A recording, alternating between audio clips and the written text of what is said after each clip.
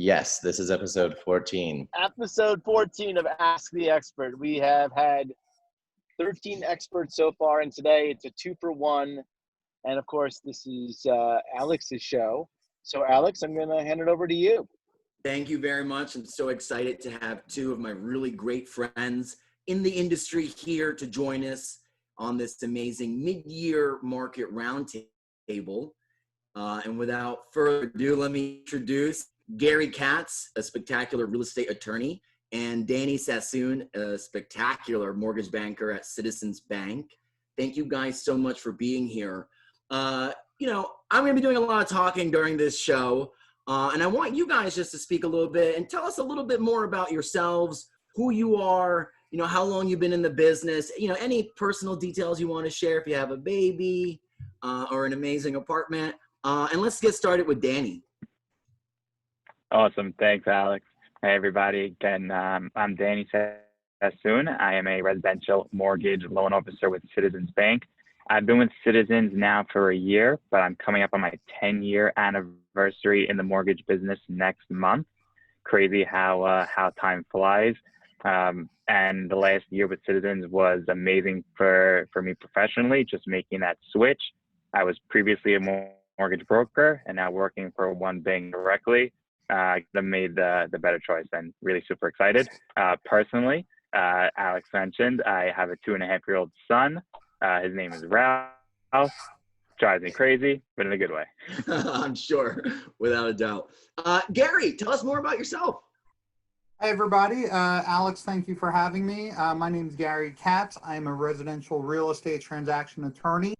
I've been practicing now for about 13 years. My first 9 or 10 years I spent working with my parents, who have a combined 80 years in the business. Well, now probably closer to 90.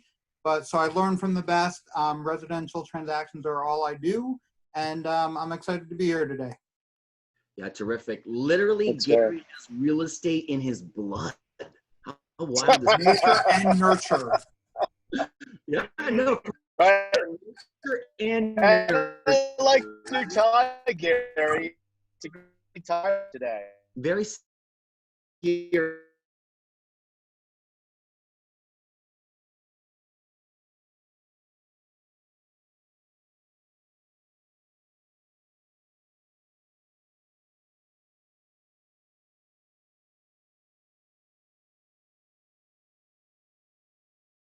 Case. I mentioned it so many times that we had spring 1.0. We had an early spring in January and February where it was shaping out to be one of the busier real estate seasons I've ever seen in my time doing this. And then like a ton of bricks, it all came crashing down that second week in March. But we'll talk about it. It's picked back up, but January through beginning of March were as hot as it could have been. Yeah, and that's great. And, just to speak from our experience, we definitely felt like the market ticked up at the very end of 2018. And a lot of times people read newspapers, 2019. read articles. And if you remember in October. 2019. 2019. I don't even know what year it is. I've been working so much. I know. I'll get into that in a second. But yeah, at the very end of 2019, the New York Times had this article in October that announced to the world that Manhattan was now a buyer's market. And I think that got a lot of people out into the marketplace to buy. And the New Year's resolution is, here I'm going to buy. So to Danny's point, January, February, March, and like Gary was saying, on track for our best years ever, And then all of a sudden, pandemic happened. Everyone had to shelter in place. So I'm curious, I'm happy to talk about what was going on with our deals and with our clients. But I'm curious, Danny, what happened that second week when, March 16th, we had to shelter in place? What did you see happen? It was a complete pause. And there were deals that were already in progress where buyers just wanted to stop, assess on whether or not they're even going to keep their job and be able to afford this house. See if they might want to take advantage if there's a recession of getting a price reduction on a deal they already have. And then there were the people that were putting in offers that said, hold on, I'm not ready just yet. I need to see how things shake out. it was a screeching halt for the remainder of March. From about March 10th through the end of March, everything was just completely frozen.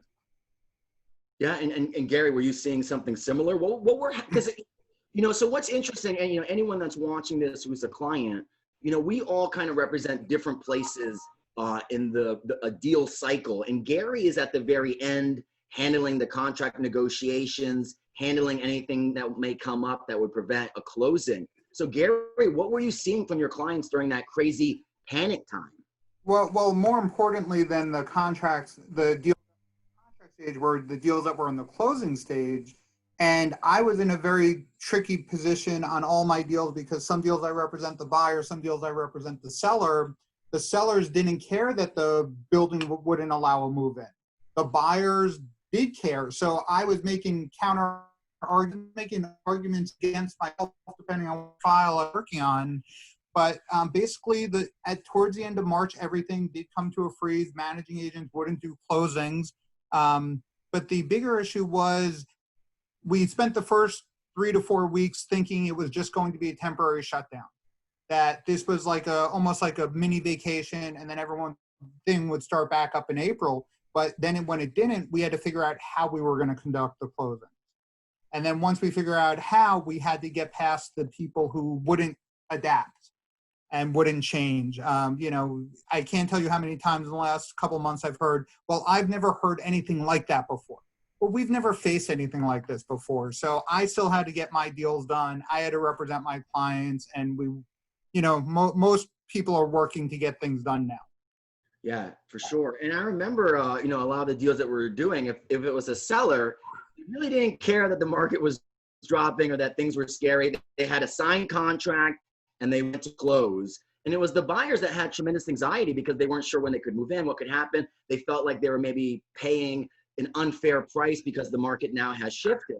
So I'm curious if you guys maybe have 1 or 2 crazy pandemic stories, because a lot of the Q2 reports just came out, and I really think there should be an asterisk on all of these reports that there was no Q2. If you could not see an apartment, how could you bid on it? So all of those deals that happened to me are quote unquote panic deals, or they're deals that were already in fruition, But I'm just curious, can you share 1 or 2 anecdotes, maybe of like a crazy pandemic story? Gary, do you have one? Well, like I said, I was making the arguments against myself depending on which side of the deal I was on. But basically, I reached a point where my clients wanted to close, and I did whatever it took. I would go to I had one closing that actually took place in 3 counties. I had to go to the seller's attorney in Brooklyn. I had to meet the bank attorney in Westchester, and I ultimately ended up at the managing agent in Manhattan. So in one day I was in 3 places just to get the deal done.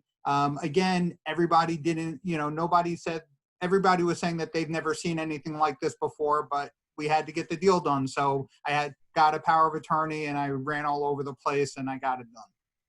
Yeah, and I think that's what you saw a lot of people doing, is going above and beyond, doing things that they had never done before, just to really help our clients and make a difference. And I'm not surprised that you went to 3 different counties. That's the Gary Katz way. Danny, do you have 1 or 2 stories you want to share about something crazy that happened during pandemic? Yeah, it was something crazy that we really saved. Well, we didn't, it was saved from being a disaster for a buyer. They lost their job at the end of March, and they had already satisfied their mortgage contingency, which means that they had to close because the bank already said that you're approved. And the sellers were investors, and they were being hard on it, and they were not going to just let them out of the contract. And it was going to be in April. It was an April 30th hard date to close. And there was just tremendous anxiety during that end of March, early April. And we just kept things on pause. We didn't deny the application because that would have had them forfeit their initial down payment.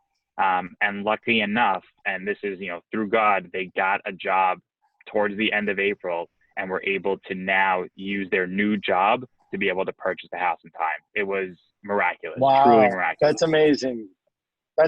That's a good story. Great Yeah. story. To your point, some divine intervention there to get a new job during, the craziest panic America's seen in 100 years, so Yeah. that's wild. I have a great story. I mean, when we were living it, it was a horrible story, but I had buyers. We were already in contract on something that we were already getting a really good deal on. And, they looked at the economic landscape, to Danny's point, mid-March, late March, stock market was crashing. And it was like, is this the right time to buy a $1.5 million home? And they had no out. If they walked away, they would lose their 10% deposit, $150,000. And I had to tell them, I'm not in a position to tell you whether or not you should do this. Only you can decide that. But the home you're buying is an incredible home. And if you're going to stay there for 5 to 7 years, you're going to do fine. And they said, okay. And then they came back to me and said, tell the seller we want $150,000 off. And I went to the seller, and shockingly, after some back and forth, they said yes. So we got a 10% discount on top of something that was already a killer deal. So, my clients were really lucky, but the seller had already, was in contract to buy a new place, so that's the thing about this market is people are going to see like, oh, that sold for 20% off and that sold for 15% off. But the funny thing about real estate is it's hard to average across a market. Each situation is tremendously unique. And your client, Danny, was able to get a new job and that saved that deal. But you may be telling a very different story if they didn't get that job, I'm curious now that we're talking about pandemic and maybe how things have changed. And, Gary, you kind of alluded on this a little bit, but how has the closing process changed? Me as a broker, can I still come in person and be the eye candy I've always been? It depends. Different places are handling things differently. And it also depends on the type of property. You have a single family where it's just the buyer, the seller, the bank, and the title company. It's a lot easier to do it in person where there's fewer people. When you deal with the co-ops, when you're dealing with the transfer agents, some managing agents have shut down completely. Some will send you the documents in escrow. So the answer, it depends. I'm shocked that you actually want to come to the closings because it's been my experience that the brokers have discovered that we'll wire them their commissions. So they have no need to show up at closings anymore except to drop off the bottle of champagne. Well said, Gary. I was about to say, I always come for the gifts, not for my check. Danny, how have you seen lending change? My understanding is that banks want you to have higher credit to put down more. Can you talk about that a little bit? Definitely. So I mentioned that screeching halt, that pause that happened in March. So what resulted from that was banks assessing how they want to now lend going forward. Because of all the jobs lost in March, banks were actually facing a record number of defaulted mortgages. So they wanted to make sure that going forward, the mortgages that are coming in are going to be safe mortgages and that they can count on getting repaid. So as a result, banks really tightened up their guidelines starting around April and even through June, where certain banks want higher credit scores, like you said, Alex. Certain banks will want you to put a little bit more money down. But really where it's universal, where you're seeing the most kind of scrutiny is assessing buyers' income and assets, because that's what shifted most and that's what's been most volatile. Specifically, anybody that owns a business or has any type of variable income that is not very easily predicted. So if somebody, for example, a restaurant owner who might have been, doing amazing January through March, but then had to shut down, they are now assessed much differently than they were previously. And where the banks are sort of taking a stance now is that they're going to wait at least 2 to 4 months to make sure that businesses are back on their feet before saying, okay, it's been a month and you got back to work in June. That's not just going to be enough to make up for your lack of business in March, April, and May. We want you to be back on your feet for at least 2 to 4 months. That's where it's really gotten to be the most scrutinized. Yeah, that makes a lot of sense. Banks don't want to take on risk. They like certainty and confidence. So that makes a lot of sense to me. So if I have a client who says to me, I have a pre-approval from February, I'm fine. What should I say to them? You should say that from February. You should say, even if you had it from May, you would need to get it updated. It is by the minute these days. It's so important because different lenders are changing things differently. So whereas somebody may have been pre-approved by a certain bank in February, that bank may have changed their guidelines where a different bank might still allow them to get approved. So for example, if somebody planned on buying a condo and putting down 10% and they were pre-approved in February, they may have had 10 different banks to choose from to put down that 10%. However, now it's very likely that 7 out of those 10 banks won't even allow them to put down 10% anymore. So if that's still within their means and still something they want to do, they may need to go get pre-approved with a new bank. Yeah, I mean, that's a great point. Me and Gary were actually working on a deal that completely exploded, in the middle of March during that panic because our buyer was getting, non-traditional financing. And literally when, the bottom dropped out, the bank pulled out completely, and to Gary's credit, he was able to get the buyer his full deposit back. I want to talk to you, Gary, about some of the new legal language that has been added to contracts. I've heard of a COVID clause, and I've also heard of a funding contingency. And for our listeners at home, can you talk a little bit about what those are and any other additions that you think helpful for us to know about? Sure. So I've really seen 3 different clauses emerge as part of the pandemic or as a result of the pandemic. First, you mentioned a funding contingency. So generally speaking, when we sign a contract, if there's a contingency, it is just that we get a mortgage commitment letter. It's not that the bank will actually go through with the mortgage. And I think Danny sort of alluded to it earlier that when you're dealing with people's jobs, livelihood, basically anything having to do with the apartment, once all the conditions having to do with the apartment or the building have been met, now you have a firm commitment letter. Now, if the bottom falls out, you lose your job or you want to walk away, now you cannot walk away because you have a firm commitment letter and your down payment is at risk. What a funding contingency does is it adds language that says if you receive your commitment letter and then the lender decides not to fund for any reason, that you will get your down payment back. So that's been one. The other one is a force majeure contract, or a clause which just generally talks about if the closing is adjourned for any reason, if you can't move in, if your lender delays things, if the management delays things, the board doesn't interview you in time as a result of the COVID thing, it's considered force majeure, which means act for control and act of God type stuff that you no longer have to be responsible for. And then the final, you mentioned a COVID one. It's basically a combination of the two, and it will specifically say what is allowed and isn't allowed as a result of COVID. So the parties can adjourn the closing as a result of COVID. If they fail to fund the loan because of COVID, anything, basically all 3 of them are saying the same thing and are working towards the same goal, but they are just phrased a little bit different. Great, that's super helpful. Now, I'm curious because I definitely was in a couple of different situations over the past 3 months where I had a client say something like, if they don't close, I'll sue them. Let's litigate. I'm sure, Gary, in your position, you've heard some clients say that. What would you say to someone that says, I'm going to sue them? What do you think? Is that a good idea? Again, it all depends on the circumstances. When you have a buyer, when you have a purchaser threatening to sue the seller, I mean, there's no point in doing that because you still want the apartment. They still want to sell you the apartment. Maybe they need a little more time to move out. But really, the only arrow you have in your quiver is to sue them for your down payment back. Now you still don't have a place to live. You still need a place to go.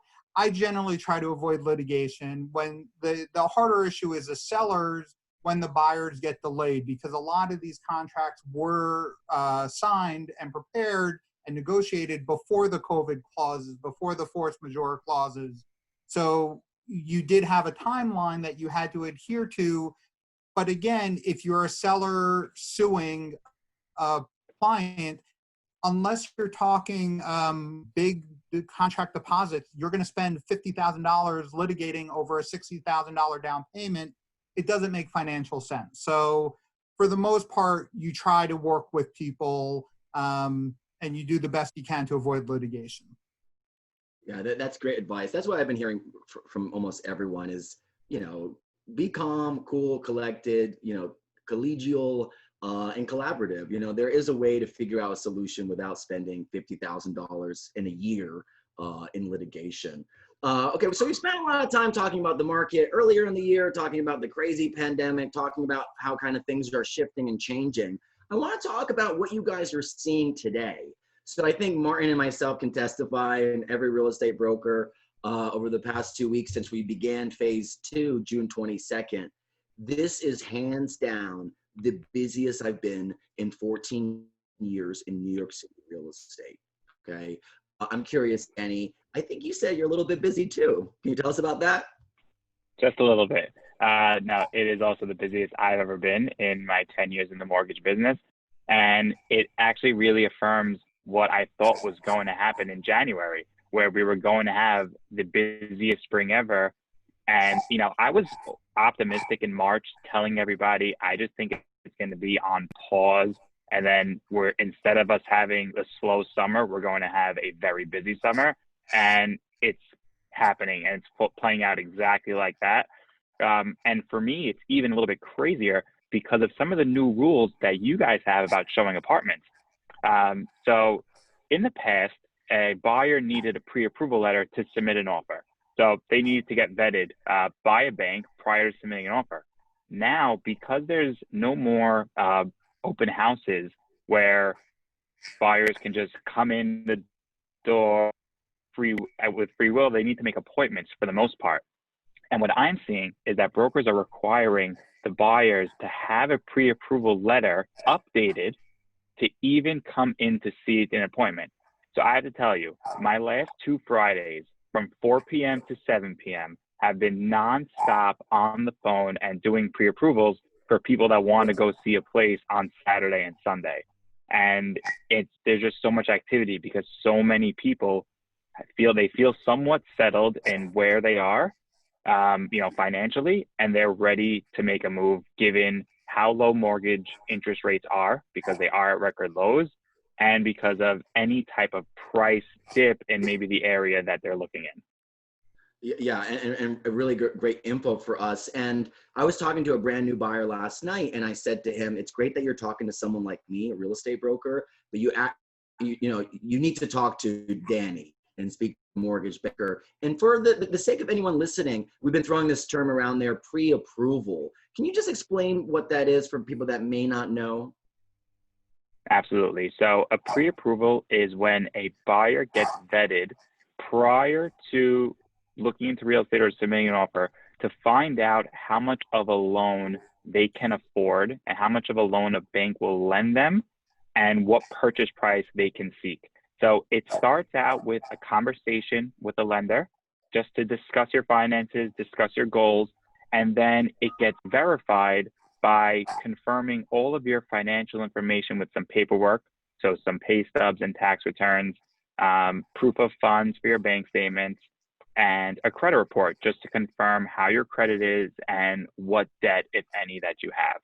Once a lender has reviewed all of that, you are now going to be pre-approved for a price range. So if you're looking at a $500,000 apartment, $1 million apartment, you will have been pre-vetted for that.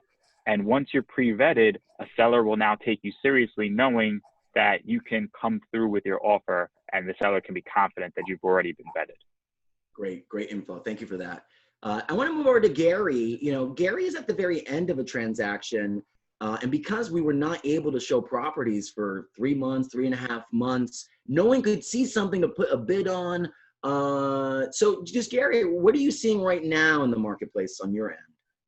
So, Yes, I am a little bit behind the market, but you forget there are other places in New York State that are not New York City. I did see a lot of people attempting to flee. They wanted a bigger space, they wanted a house, they wanted a yard, and just in general, a lot of people were leaving Manhattan. So I did see a big shift to the suburb. But I am starting to see things slowly trickle in now. Like you said, it's been about 2 weeks since you guys started showing market or places, and I've started to see the trickle in. Yeah, and I think that's a great takeaway for everyone to hear. Is there some type of exodus from New York City? Sure. There are people who are leaving, and to Gary's point, maybe they want larger houses, they want backyards, they know that the kids may be homeschooled for the foreseeable future. They need more rooms, go downstairs, go outside. But the argument that I would make is these people were on the fence for a long time, thinking about leaving. Should we stay? Should we leave? Should we stay? And the pandemic just pushed them over to a decision, so it is what it is. Good luck. And it could be panic also. Yeah, for sure. No, go ahead. No, I was just going to say, it could be panic for that people don't know what's going to happen or how long this is going to last. So they just, like you said, it pushed them over the edge. Yeah, and for everyone listening, the same thing happened after 9/11, that there was more people leaving New York City than coming in for about 2 to 3 years. And then guess what? It shifted. Once the coast became clear and it was safe again, people came right back to New York City. So everyone that's listening, I am bullish New York. I will never, ever bet against this city. I consider this a rebuilding year. We're going to be back to it sooner rather than later. And the way I kind of want to end, I know we started a minute or two late, so I'm happy to go over a minute or two. But what are your predictions? I know none of us can predict the future, but what do you kind of see the market doing over the next 3-6 months and even maybe beyond? And let's start with Gary, actually. So I'm really glad to hear that you guys have been busier than ever before, because I sort of have a little bit more of a pessimistic view on this one. You mentioned 9/11, and I know a lot of experts say, following 9/11, following Superstorm Sandy or the mortgage crisis, I had my best year the following year. I think it's a little bit different now. I think technology is such that people can work remotely a lot easier. It's a lot more advanced. I mean, Martin was on his phone before, and you just, it's like he was here. I think you're also not necessarily it's going to take a while to come back to New York City. What I mean by come back to New York City is we don't have restaurants right now. We don't have culture right now. We don't have sports right now. We don't have Broadway right now. A lot of the big reasons why people flock to the city or love to stay in New York City may not be back for a little bit longer. So, like I said, I came in with a very pessimistic view of things, but I'm glad to hear that you guys are super busy and that there are tried and true New Yorkers out there who want to stay, who are looking for value. I think it's a great time. One thing I will just say from an attorney standpoint is when you're looking at apartments, look at the building, make sure your attorney does due diligence, because one thing I'm starting to see is people asking me saying, well, my building has retail on the first floor. And what if they don't come back? What happens to our budget? Is my maintenance going to go up 20%? The answer is I don't know. It's going to all depend. So just one thing to be careful of when you are out there shopping, make sure you have a good broker, make sure you have a good attorney. Yeah, really great advice. Thank you for that, Gary. Danny, what do you think? Are you as pessimistic as Mr. Katz? So no, I'm pretty bullish on the market now. Maybe not in the next month or two, but and it'll circle back to what Gary was saying about people fleeing to the suburbs. From the conversations that I've been having and the transactions that I've been doing, upstate and even in New Jersey or Westchester, it's actually people looking for homes as a backup, not necessarily to leave the city permanently, but just to have a place to escape to that's their own, that they can be if the kids are at home for 3 months or if they ever want to just get out. The people that were still looking for $1.5–2 million apartments in the city or in Brooklyn, they're going out, they're picking up a house with 10 times more land for 400, 500,000, they can still afford in a few months that apartment, depending on how much of their assets they use. And I see them still actively looking. So that's why I'm not too concerned. Now, while Gary is 100% right that the culture of New York City needs to be here for there to be a market here and people to want to live here, I think that, that is a matter of time. And I don't think that this exodus is going to be anything permanent, but rather just people, having more a place to run to, really. Yeah, for sure. Things are shifting. Things are changing. The paradigm is moving. But, nature finds a way. Humanity will find a way. The biggest thing that I would say is now your home matters more than ever before. Every property that you see, you'll ask yourself, can I spend 23 to 24 hours a day here? And that for sure will change how people buy, Any last takeaways? And otherwise, I have a great quote I want to wrap up with. Gary, Danny, Martin. Go ahead. Let's hear this great quote. All right. So Martin's muted. He tried to say something. Martin, you want to say something? Do the quote. Do the quote. All right. Everyone get your pens out. All right. This is a great quote from an amazing investor who's been investing for a long time. And it's ironic because stocks that are high, people want to buy them when they're high. Real estate, when they're high, people want to buy them, But this is a great quote. Be fearful when others are greedy and be greedy when others are fearful. Warren Buffett. The time to buy is when no one wants to buy. And if you do that in 5 to 7 years, when you go to sell with me, we're going to make a lot of money. All right? How about that? Alex. Loved it. Yes. Amen. All right. That was awesome, Alex. Thank you so much, Gary. Thank you so much, Martin. Thank Pleasure. you. Yeah, guys, you were awesome. Thank you so much for joining us today. Well done. It's awesome. If you guys want a dream team, this is it right here, okay? Anyone that's listening, we'll send out Gary and Danny's info so you have. They're phenomenal professionals. And thank you guys so much for being on this call. Thank you, Alex. Thanks, Mark. Thank you. Bye, guys. Done. All right. Thanks, Bye. Alex.